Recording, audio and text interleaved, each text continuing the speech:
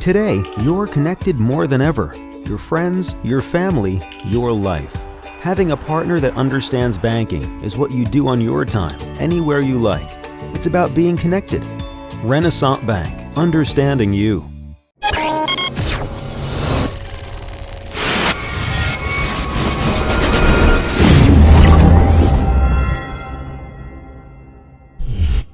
Sponsored by Renaissance Bank.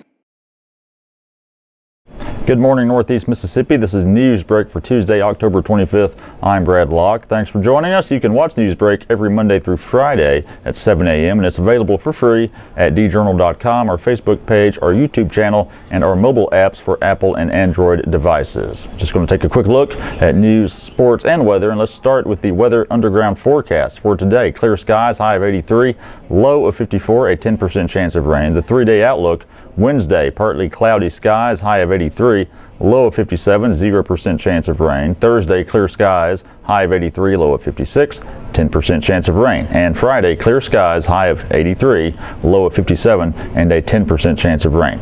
Okay, let's take a look now at some of the top headlines from the Daily Journal and djournal.com. The Boonville High School marching band took rainbows to Pearl on Saturday and returned home with a victory. BHS captured the MHSAA Class 3A championship for the 9th state title in school history. It is the 4th straight year the band has finished first in the state. The winning performance included songs Somewhere Over the Rainbow, For the Beauty of the Earth, and Illumiel.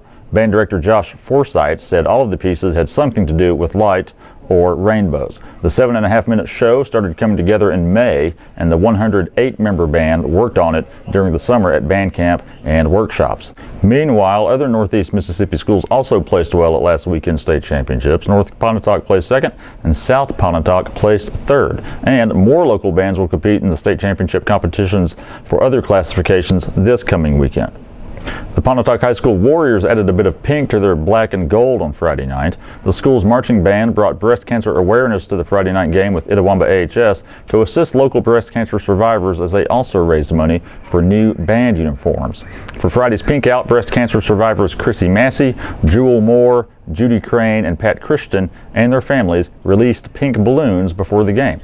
Also, the band sold more than 300 special t-shirts, as well as balloons, bracelets, and tattoos. They had already raised more than $500 before the game and are still counting the funds raised Friday night.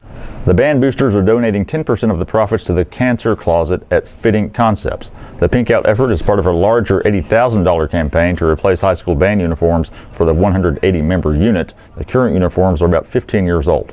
Lee County election officials are deploying new technology in order to speed vote times for the November 8th presidential election. At the request of Circuit Clerk Camille Roberts, paper poll books will be phased out in favor of electronic poll books, which are already on hand in the Circuit Clerk's office. Most poll workers who will use these electronic books have already been trained. The Lee County supervisors formally approved purchasing 60 poll books at a meeting Monday, and they will cost about $95,700. Poll books list every citizen registered to vote within a given precinct. Poll workers use these books to ensure that prospective voters are actually registered to vote, are in the correct precinct, and have not already voted. Electronic poll books achieve the same purpose, but store the information digitally on an electronic tablet and allow for quicker access to a voter's information.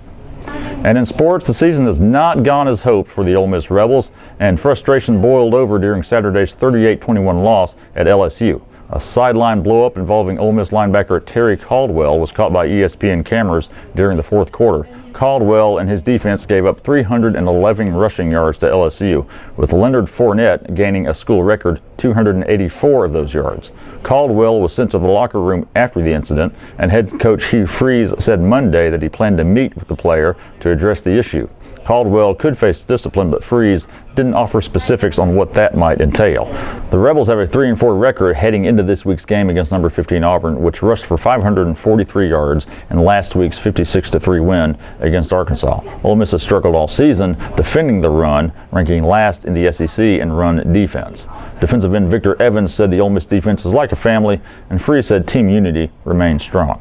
That's it for Newsbreak today. We do want to remind you of a couple of multimedia offerings we have here at the Daily Journal. Capitol View every Monday with Bobby Harrison, our Capitol Bureau Chief, talking about what's going on with the state legislature. You can watch that online live at djournal.com about 2 p.m. again every Monday, or catch the replay later in the day. And the Memo podcast every Monday, Wednesday, and Thursday with myself and W. Derek Russell. Listen to it for free in iTunes, your podcast apps, or at memo.djournal.com. It's all things Northeast Mississippi news and entertainment.